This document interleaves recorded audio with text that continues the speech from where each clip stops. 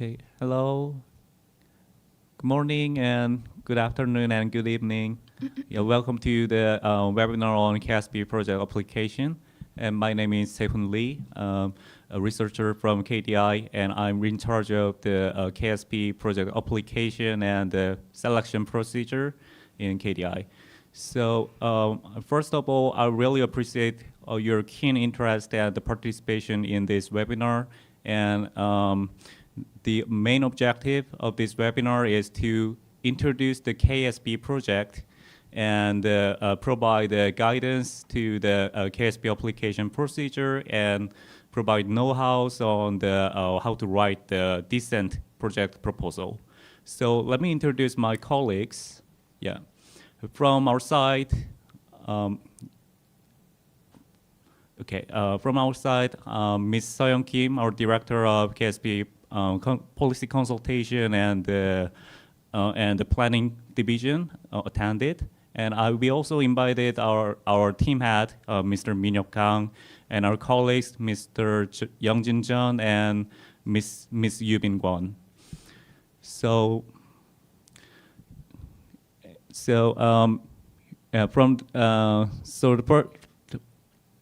the first of all, we're gonna introduce the KSP project and KSP approval procedure. So let me introduce Ms. Seong Kim, and she will make a presentation about it.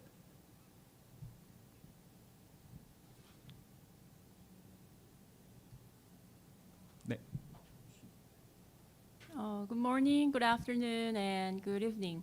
Please allow me to introduce myself. I'm Seong Kim, Director of Policy Consultation and Planning of KSP at KDI.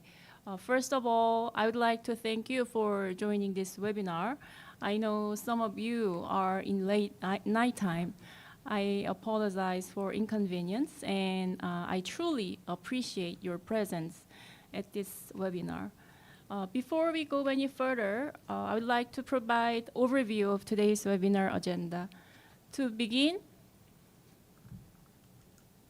I will spend about 15 to 20 minutes introducing the KSP and walking you through the project application procedure.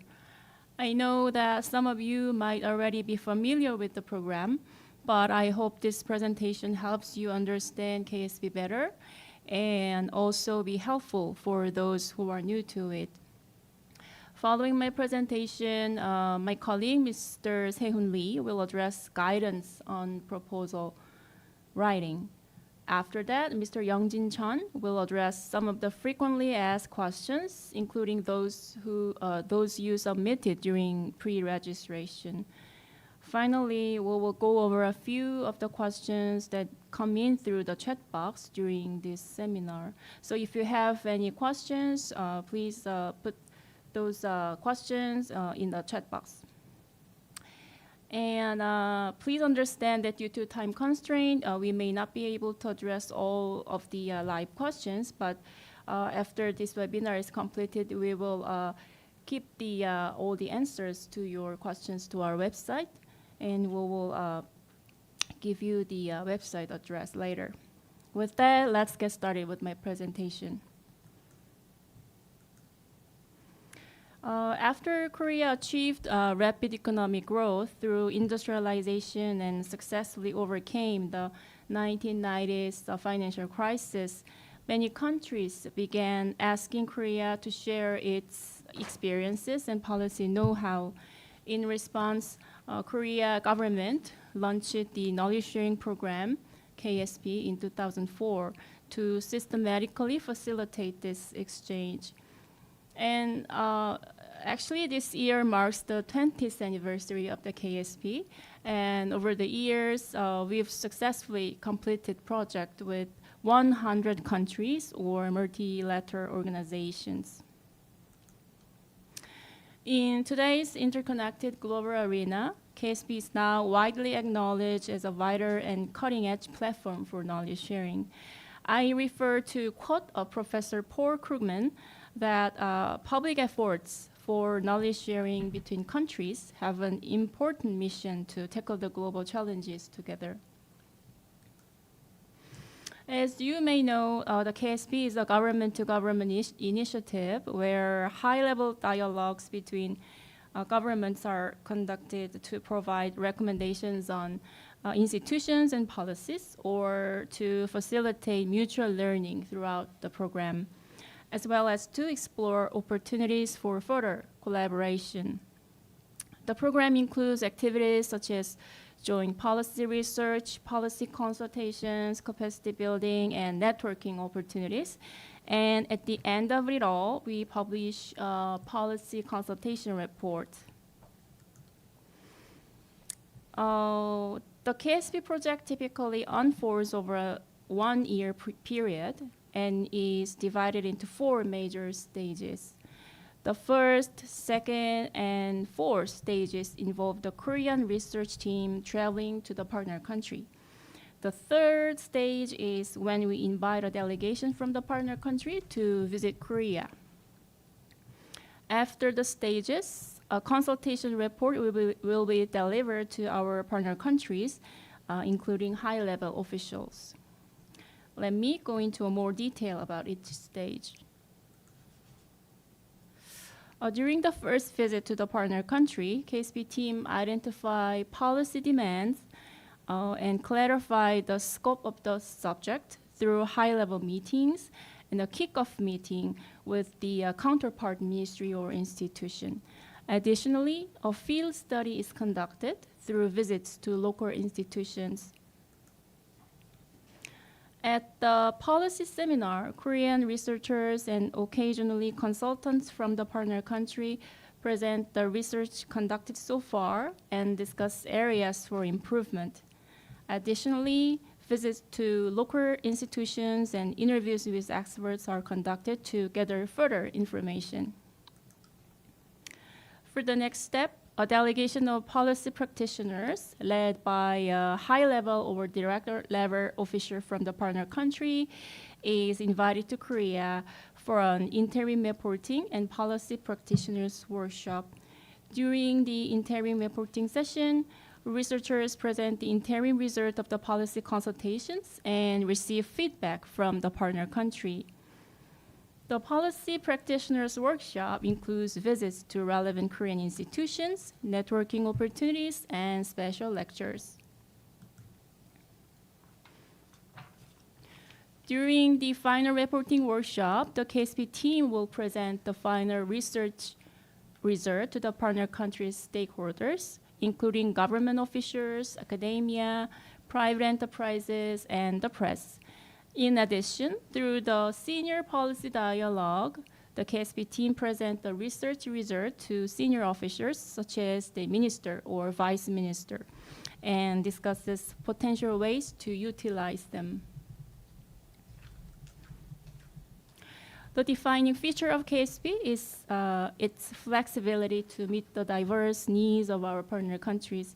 Depending on the demands, KSP covers 5 sectors and the numerous subtopics.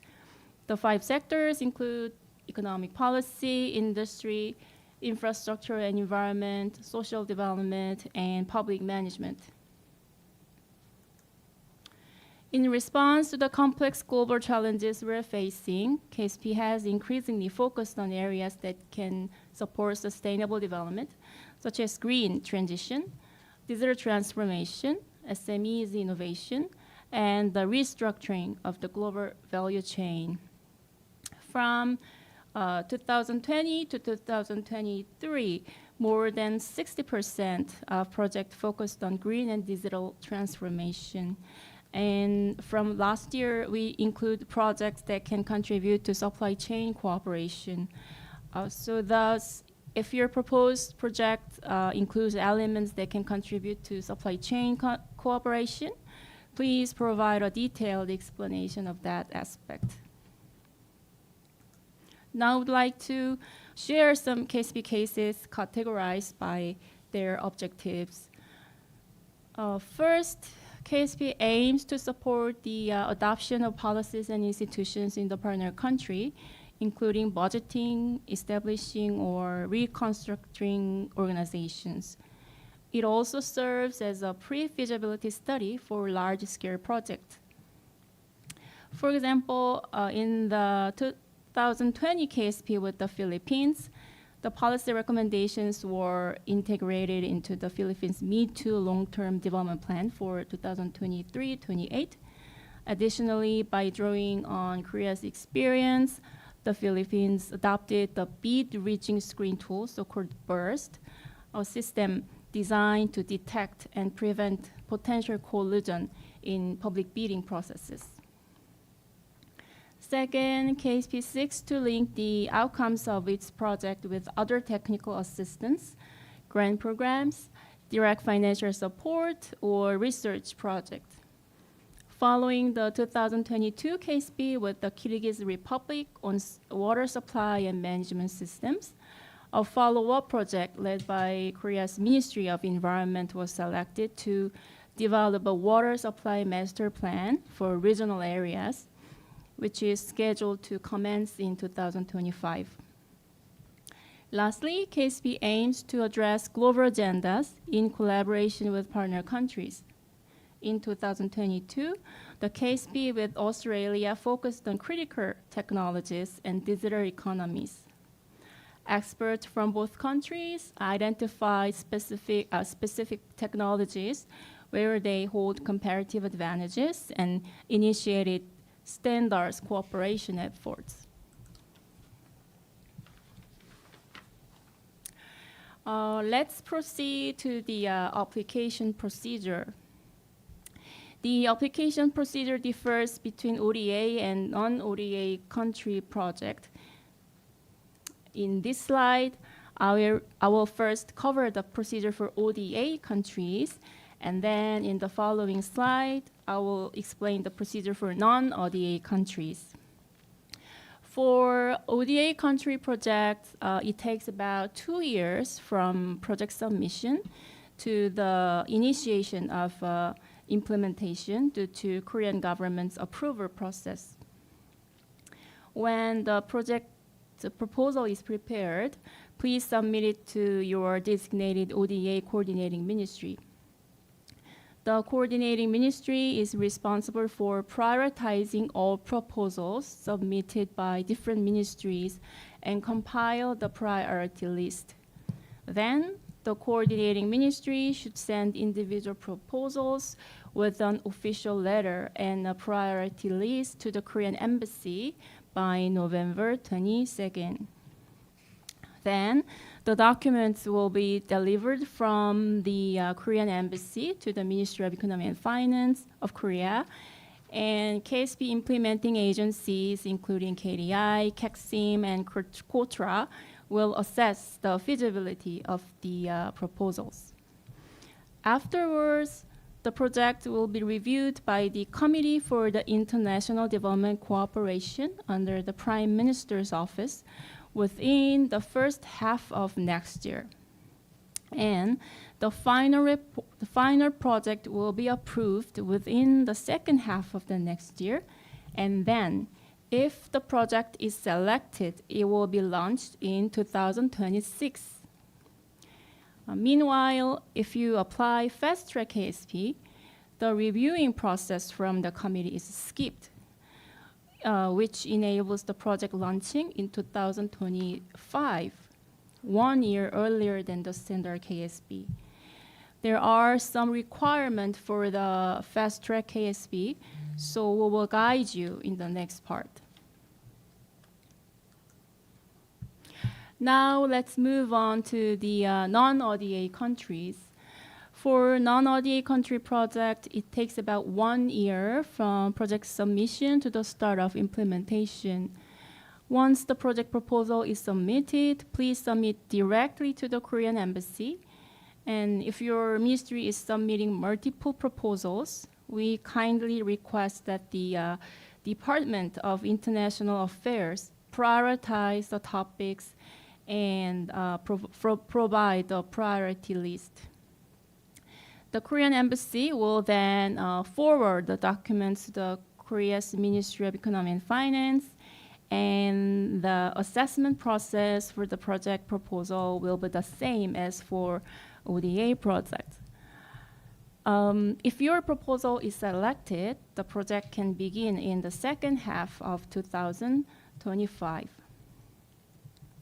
Okay, so I will conclude my presentation here, and Sehun will continue from this part. Thank you.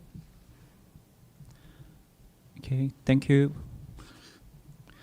And from now on, I will provide a guide to writing a KSP project proposal. So now, let's briefly explain how to prepare the KSP proposal. Yes, please slide. Okay. Okay. I expect most of you received the proposal formats from the Korean embassies. So if you haven't, you can download the formats on our KSP website. The KSP project proposal mainly consists of the 4 formats: the priority list, and the proposal, and the fast-track KSP, and the multi-year KSP. For ODA countries, the submission of 2 formats, the priority list and the project proposal, are required. So as the priority list, it will be prepared by the coordinating ministry responsible for the overall ODA coordination. It might be a good approach for you to consult with the coordinating ministry and prior to the submission and explain them why your project is very important.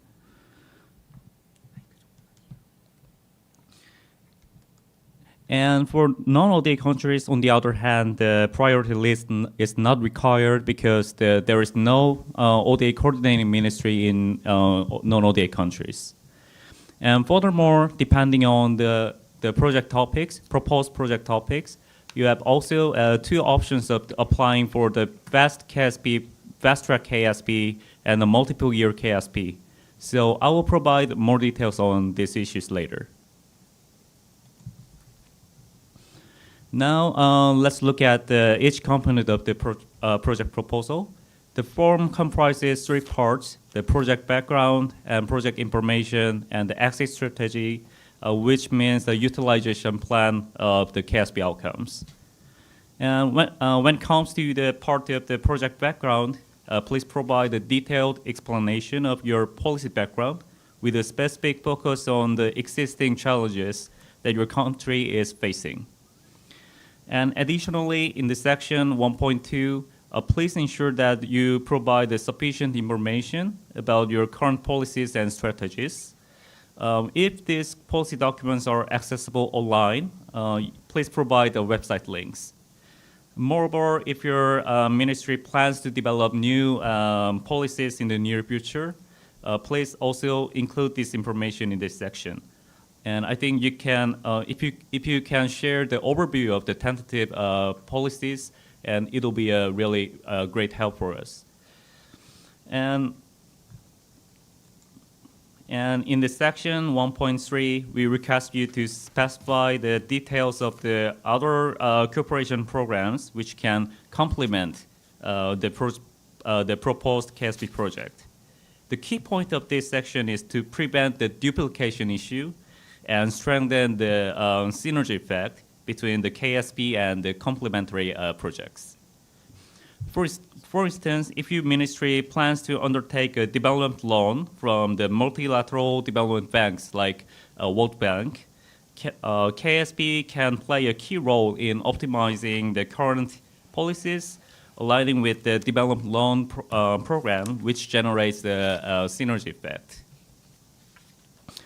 But however, if you plan or are already implementing the other policy consultation project similar to the proposed KSP topics, the project KSP proposal is not likely to be selected due to the duplication issue. So moving on to the next section, I mean the 1.4, and if your ministry has been involved in the previous KSP projects, please emphasize the major outcome of those past KSP projects. It is very imperative in assessing the ministry's authority and the commitment. And additionally, if your ministry has collaborated with any Korean institutions during the project proposal development process, we would appreciate it. We would appreciate it if you could inform us about these institutions. Okay, this section, the project information is intended to provide a concise overview of the proposed project. So when delving into the project topics and objectives, we suggest presenting essential details in a concise manner. Now we're gonna move on to the section 2.4, and it means the composition of the project topic, which is the most important part of the project planning. To explain this, let's consider about 2 examples in the box below. So if you're interested in the risk management of the real estate market, the subtopic will include assessing the real estate market in your country, and the early warning system, and the macro-prudential and tax policies. But additionally, in the case of the e-government development policy, the subtopic would include the assessment of the current system and the legal institutional framework for the transformation and the advancement of the digital transformation of current administrative systems. So when suggesting the topics, it's very important to avoid the generic project activities like capacity building program or policy seminars. There is no limitation on the number of the subtopics, and the subtopics could be later be modified through the further discussion of both parties before the launch of the project. And to support your understanding on the subtopic composition, I provide 2 more examples that shows the appropriate project scope and the interconnection between the subtopics. Firstly, please avoid the abstract and the broad subtopics. For example, when you look at the box on the right, the subtopics only covers the broad concept of the SME policy. So you need to narrow down the subtopics such as an innovation cluster, such as in the case of the 23-24 KSP with Slovakia. And in addition, the subtopic must be closely interlinked, as you see the case of the KSP case in Mongolia. So considering the main topic of this KSP is advancement of the government bond market, so the subtopic will include both of the issuance and the secondary government bond market, which covers the main and major components of the government bond market's policies. But however, when you see the box on the right, there are 3 different topics such as the government bond market, digitalization, and the green bond. So I think it can be, they are independent each other.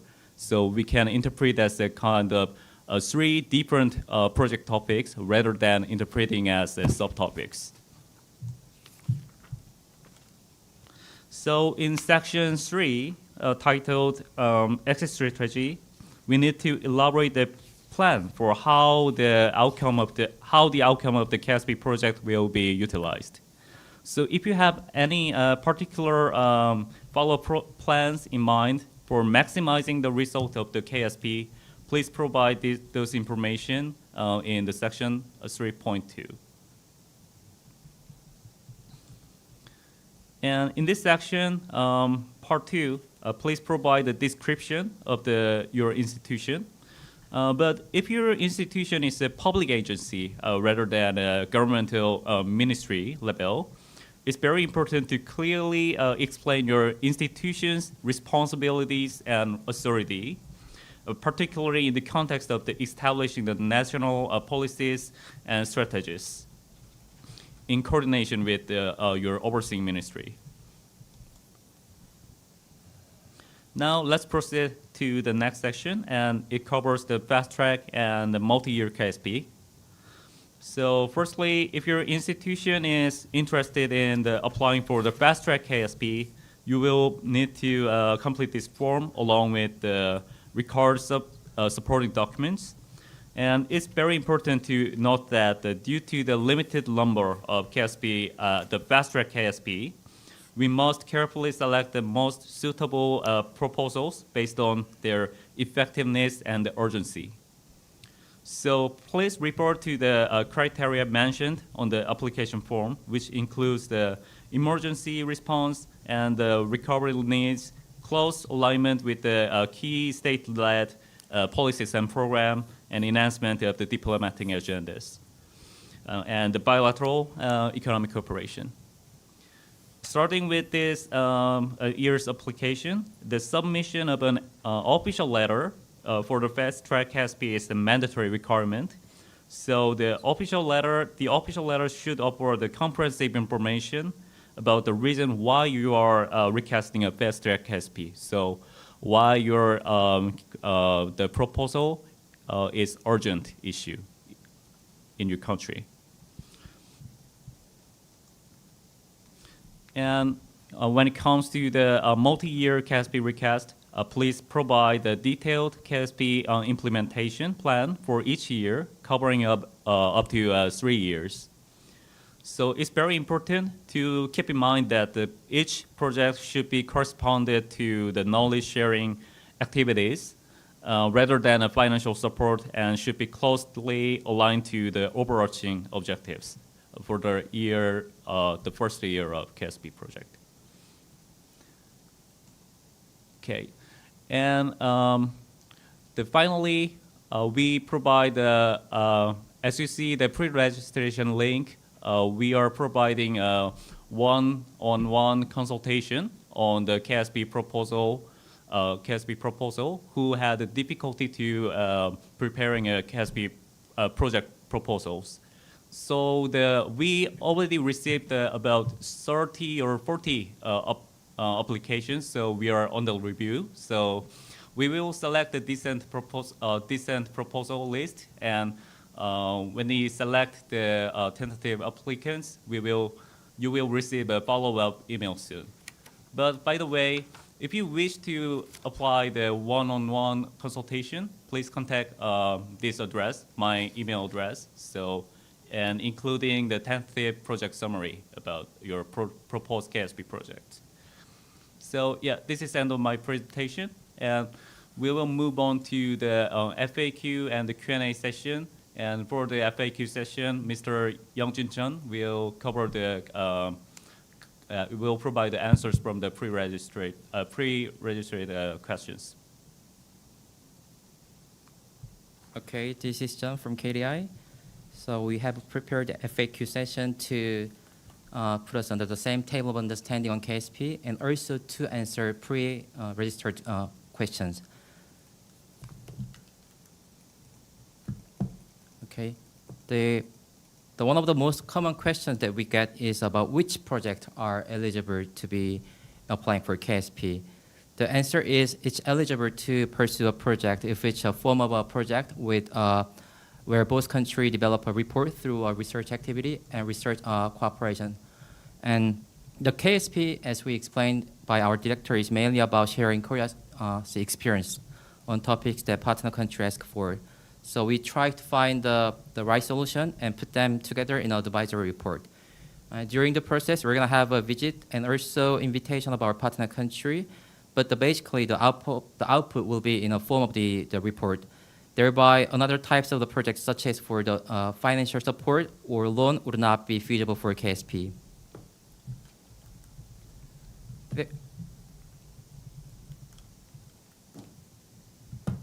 So there are also some questions on whether KSP support pilot project or preparatory work, or whether we are supporting social programs. We don't actually provide direct financial support for preparation work or pilot project.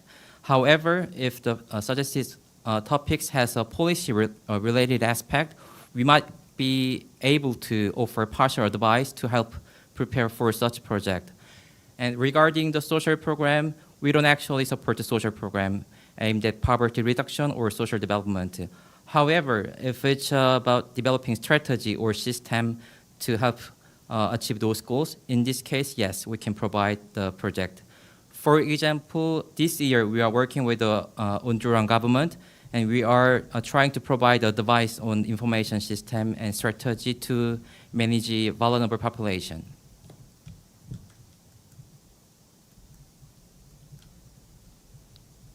So another common question is about which sector are best eligible for KSP. As my colleague mentioned also in our previous slide, KSP support almost all area across 18 sections, including economy, industry, infrastructure, environment, and social development. And basically, if each qualified project, we can cover almost any area.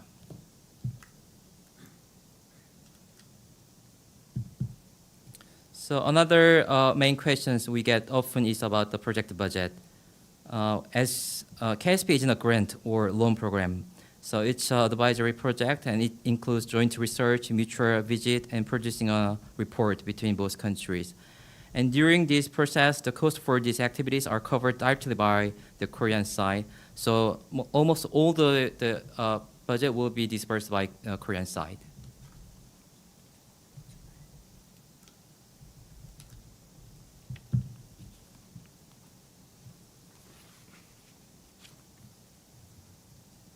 So if you are planning to apply for a project, you're going to be probably have a questions about the timeline and when the project will actually start. The answer is after you apply, the project will go through a review by the government of Korea. And after that, we're going to have a budget allocation, and the actual project will start 2 years later. And after that, the project is going to be proceeded during 1 year. However, there are some of the cases where a project might start the following year, not 2 years later. However, this is only for some cases when it's requested by a high-level officers for a fast track in an urgent space or for the non-ODA partner countries KSP project.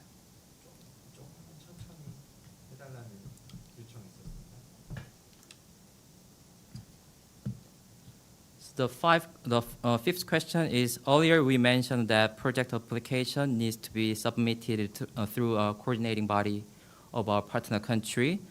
So the reason for this is because the Korean government oversees all ODA projects, not just for KSP. And to avoid duplication and improve the effectiveness of the project, we request our partner country to submit proposal through its ordinary coordinating body. However, for the partner countries who are not ODA recipient, or for the countries who doesn't have any coordinating body, only in this case, the ministry can directly submit the application.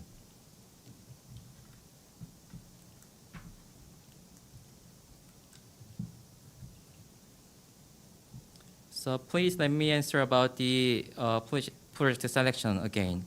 So every year, in average, we receive about 300 project proposals from around 60 partner countries.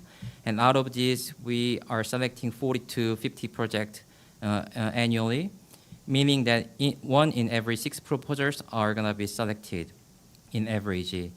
After the reviewing the process is finalized, our government send the official letter for the selected project to the coordinating body and also to the partner ministries. Then from this moment, there comes questions about from which criteria the projects are going to be selected. When our government select a project, mainly we look at 3 criteria: the eligibility of the project, and authority of the partner institution, and the outcome. Firstly, we look at whether the proposal is eligible and suitable for carrying out as a KSP rather than grant or a loan program. Secondly, we review the ownership of our partner institution, whether they have authority and ability to implement the project. Lastly, we have a very high priority of selection when we could expect the good outcome. So it is very important, I can say, the performance goal of the project are clearly defined in the proposal if we are trying to apply for the KSP. So we also get a lot of questions about which institutions or ministries are eligible to apply for KSP. Basically, as we explained, only government or government-affiliated institutions can be a partner institution for KSP because KSP is a G2G project. So in some cases, you might have questions about if the multiple ministry can be applying for KSP. In such cases, it's also possible for several institutions to jointly apply for a project. However, even in this case, there should be a lead institution to be designated who can take a responsibility and oversee the implementation. In the last section of our proposal explanation, we talk about Fast Track and KSP Plus, and you might have wondered which projects are going to be eligible for these two types of project. So these two types of projects are very limited to about 5 or 6 projects per year.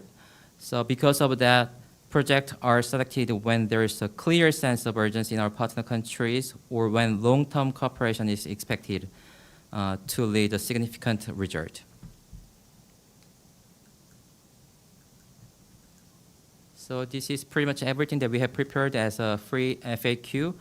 And so whenever you have additional inquiries, you can also contact us through the official KSP website. And we're going to get back to you by uploading the answers all together in our website. Thank you.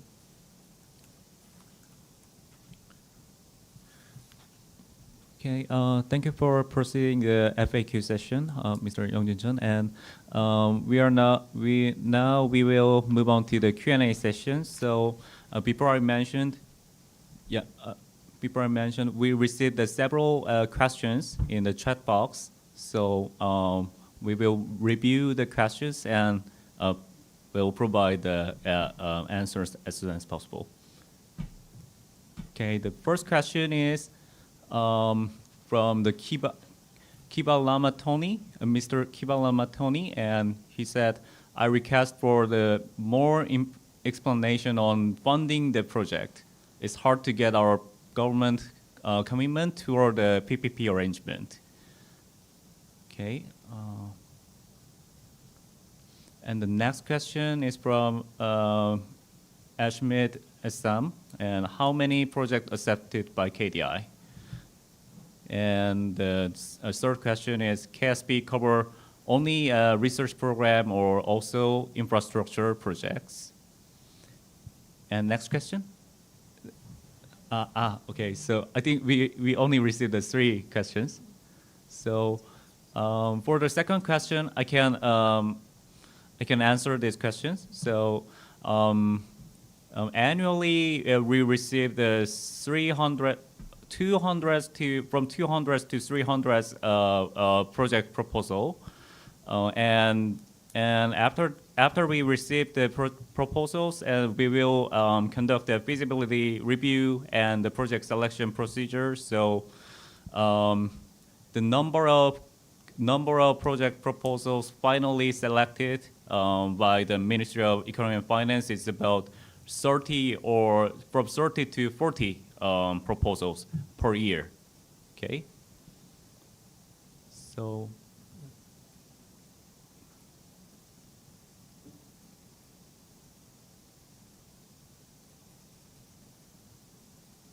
Okay, there is a follow-up questions. And, you received average 300 annually and accepted only 42.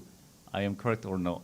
Yes, it's definitely correct. But the number of the finally selected projects, the proposal will be from 30 to 40. So yeah, it may be different for each year. Okay. And 제가 대답할게요. Okay, let me answer for the first question. The question was about to explain the funding of the project more clearly and about whether we are supporting some kind of commitment for the PPP arrangement. Actually, we are not directly funding our budget to our partner countries. We are just using and dispersing by our own. So we are not directly funding for the PPP commitment or something. However, if you are trying to design your system on the PPP, or if you are trying to building the PPP, we can provide some strategy or advisory based on the format of the report.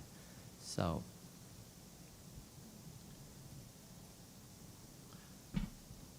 Okay, and for I can answer the questions about the deadline of the KSP project application. The deadline of this year is November 22nd, and so you have to before the deadline you have to submit the project proposals to the embassy in your partner Korean embassy in your country. And the question named KSP cover only research program or also infrastructure projects, and Ms. Seon Kim will provide the answer. Yes, An asked whether KSP cover only research program or also infrastructure projects. It is mainly research program, but currently we conduct many of technical consultations or pre-feasibility study for large-scale infrastructure. I mean, through KSP, we do not provide any infrastructure project, but we can conduct the pre-feasibility study and then try to connect our result of the consultation to other financial support, such as EDCF or grant program of KOICA, or even projects of MDB. So my question is that we do not focus only on the research program, but you can suggest any type of project, but not infrastructure project. So regarding the infrastructure project, we only conduct a pre-feasibility study. I hope it answers your question.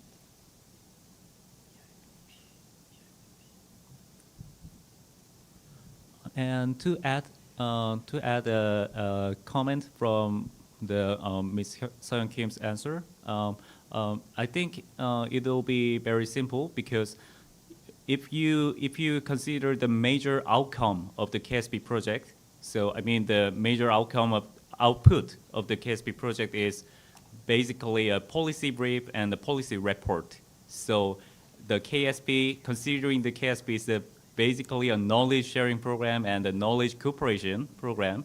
So the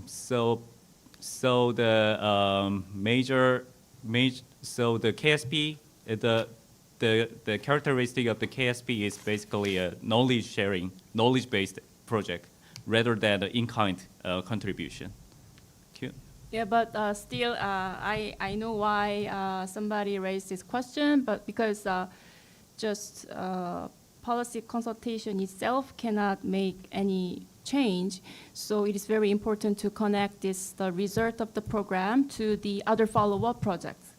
So, for example, in the case of some partner countries, during the KSP implementation, we try to prepare and submit the project proposal for KOICA grant program as a follow-up project of our project. So my answer is that we really focus on the knowledge sharing, but we always try to connect our programs to other programs, grant program or financial support, so that our partner countries can actually implement the result of our policy consultation results. So that is my answer.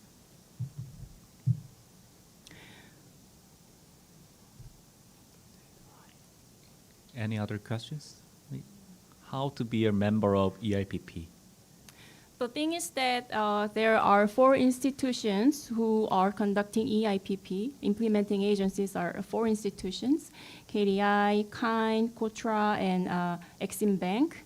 And each institution deal with only one country program for 2 or 3 years. So we select these partner countries more strategically due to the constraint of the number of the project. So Ministry of Economy and Finance, they plan this project 2 or 3 years before the initiation. So if you want to suggest some potential projects to the Ministry of Economy and Finance, you can contact the ministry directly or through the embassy in Korea. And it takes more time to plan and see whether we can cooperate with the EIPP or not. It takes more time than KSP. So to sum up, if you want to be a member of EIPP, I would suggest you contact the Ministry of Economy and Finance directly or through the embassy located in Korea. And the difference between KSP and EIPP is that the budget and the duration of the project is much more bigger than the KSP. So we need a 3-year or 4-year of comprehensive plan for the project.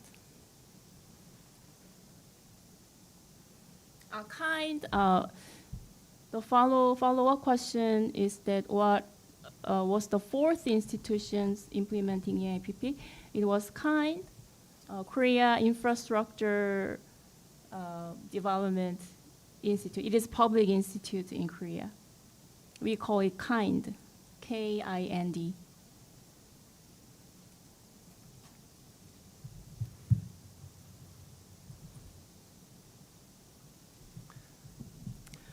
Okay, so do you have anything to add?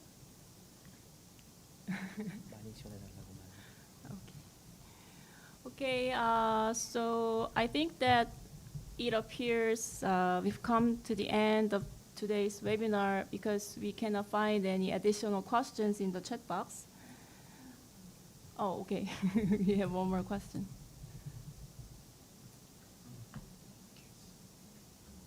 Yeah, right, yes, KIND, right. Thank you for your help. It was not question, but the answer. So, okay, let's wrap up the webinar. I'm delighted to have had this online interaction with you.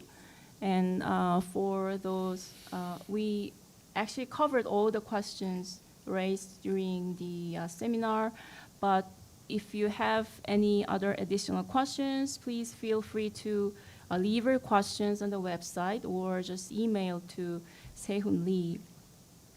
We sincerely hope that we sincerely appreciate your presence here today, and we are eagerly anticipating the opportunity to collaborate with you in the near future.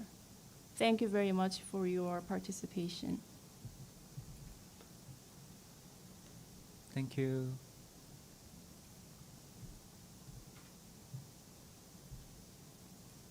음성어가 된 건가요?